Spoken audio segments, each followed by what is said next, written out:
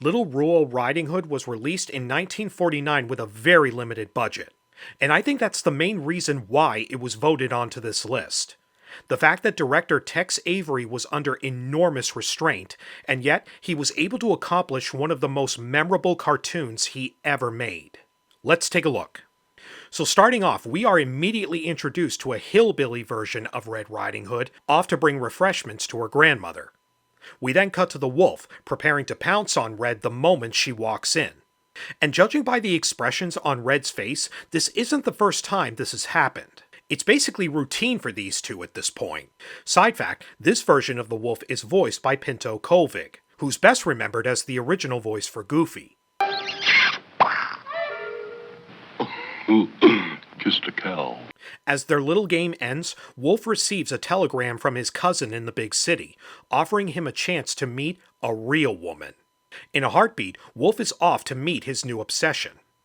That is, if his cousin doesn't get in the way first. Clocking in at just over 6 minutes, it's amazing how well Avery and his team were able to still make this cartoon flow seamlessly. But if you're familiar with Avery's work, you can tell where they cut corners. A couple of examples: during the chase through the house, this shot is recycled animation from another Avery short called The Screwy Truant, and the musical number with City Red is actually stock footage from another short called Swing Shift Cinderella. By 1949, audiences were familiar with Red Hot Riding Hood.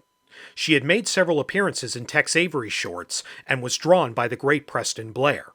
She sang in many of the cartoons, but she is best known for this particular tune, titled Oh Wolfie, which was a ripoff of a real song called Oh Johnny by the Andrews Sisters. Oh Johnny, how you can love.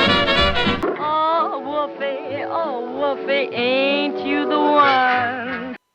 Another thing that makes this short stand out is its subtle commentary on the differences and similarities of different societies. Throughout the entire short, the city wolf acts more proper and in control, thinking that he is part of a higher class.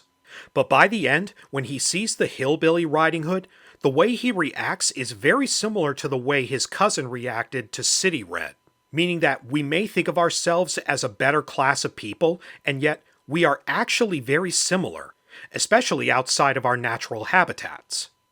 Much respect to Avery and his team on how they were able to cram so much into this short. Despite the fact that it feels like it goes by in the blink of an eye, it's one that is very hard to forget.